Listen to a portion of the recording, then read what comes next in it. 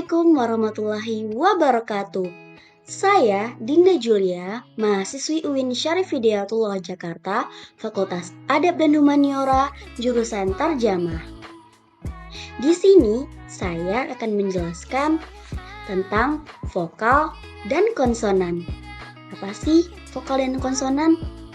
Vokal yang seperti A, I, U, E, O. Yap, benar, itu vokal dalam bahasa Indonesia.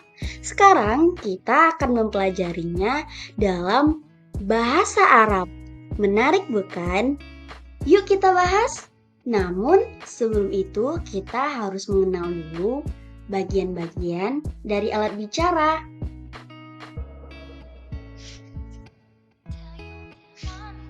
Berdasarkan ada tidaknya rintangan terhadap arus udara dalam saluran udara, bunyi bahasa dapat dibedakan menjadi dua kelompok, vokal dan konsonan.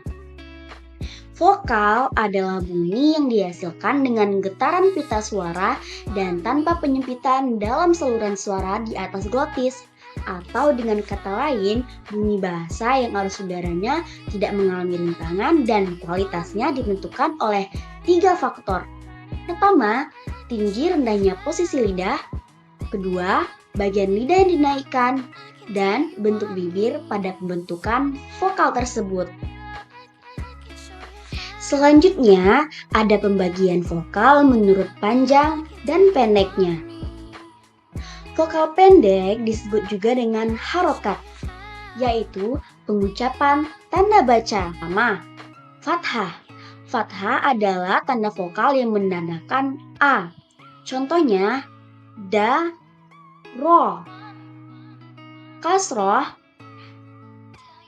adalah tanda vokal yang menandakan I. Contohnya, di, ri.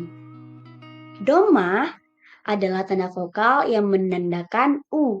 Contohnya, du, ru. Nah, satu lagi, vokal panjang. Vokal panjang, vokal yang pada saat pengucapannya memerlukan tempo 2 kali dari tempo pengucapan vokal pendek. Nah, misalnya, alif yang didahului oleh fathah, contohnya, koma. Alif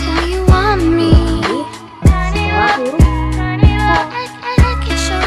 Kedua, huruf waw yang didahului oleh domah, contohnya nun. Yang ketiga, huruf ya yang didahului oleh kasroh, contohnya mu'minin. Huruf ya berada setelah huruf nun, mu'minin. Dibaca panjang. Nah, pembahasan yang selanjutnya adalah bunyi konsonan. Konsonan adalah bunyi bahasa yang dihasilkan dengan menghambat aliran udara pada salah satu tempat di saluran suara di atas glotis. Dalam ungkapan lain dapat disebutkan sebagai bunyi bahasa yang terjadi karena udara yang keluar dari paru-paru mendapat hambatan atau rintangan. Nah, konsonan dapat dikategorikan berdasarkan 3 faktor. Pertama, keadaan pita suara.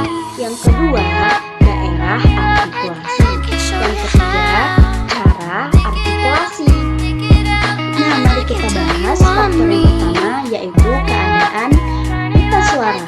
Keadaan pita suara terbagi menjadi 2, yaitu konsonan bersuara dan konsonan tidak bersuara. Kalau konsonan bersuara, yaitu bunyi yang terjadi ketika udara yang datang dari paru-paru disambut oleh 2 pita suara yang dengan kondisi bersentuhan atau tidak merapat, sehingga udara tetap saja bisa keluar masuk di antara kedua pita suara tersebut.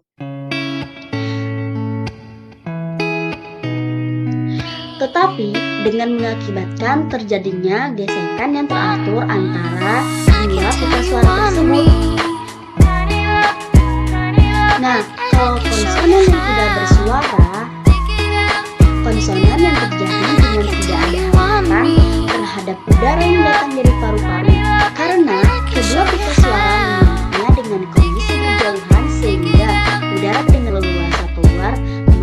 keluar masuk, sehingga udara dengan leluasa keluar masuk tanpa mengakibatkan adanya pergesekan antara dua pita suara tersebut. Ditinjau dari faktor keadaan pita suara sebagai alat artikulasi, maka konsonan dapat diklasifikasikan kepada konsonan bersuara dan konsonan tidak bersuara. Bila ditinjau dari faktor artikulasinya, konsonan dapat bersifat sebagai bilabial, labiodental, interdental, laminoalveolar, alveolar, palatal, velar, uvular, dan glotal. Bilabial yaitu bunyi yang dihasilkan dengan cara mempertemukan antara bibir atas dengan bibir bawah. Kedua bibir tersebut terkatup rapat sehingga udara dari paru-paru tertahan untuk sementara waktu sebelum ketupat itu dilepaskan. Contohnya pada huruf Pa. Yang kedua, labiodental. Labiodental adalah bunyi yang dihasilkan antara gigi atas dan bibir bawah. Bibir bawah ditekankan pada gigi atas sehingga terjadi penyempitan udara. Jadi, hambatan udara tidak sempurna. Karena itu, udara keluar secara bergeser melalui sela-sela bibir dengan gigi dan melalui lubang-lubang di antara gigi. Selanjutnya, faktor yang ketiga adalah cara artikulasi yang dapat kita sebut dengan nasal, stop, afrikat, frikatif, trio, semivoel, dan lateral. Lateral adalah bunyi yang dihasilkan oleh artikulator aktif menghambat aliran udara pada bagian tengah mulut, lalu membiarkannya udara keluar melalui samping lidah.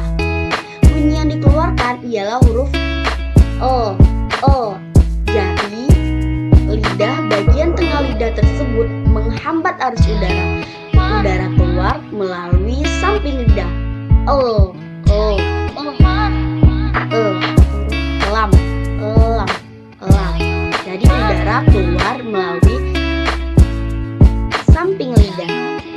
Jadi udara keluar melalui samping lidah. Adanya penghambatan pada bagian tengah mulut. Nah, sekian dahulu pembahasan saya tentang vokal dan konsonan dalam bahasa Arab.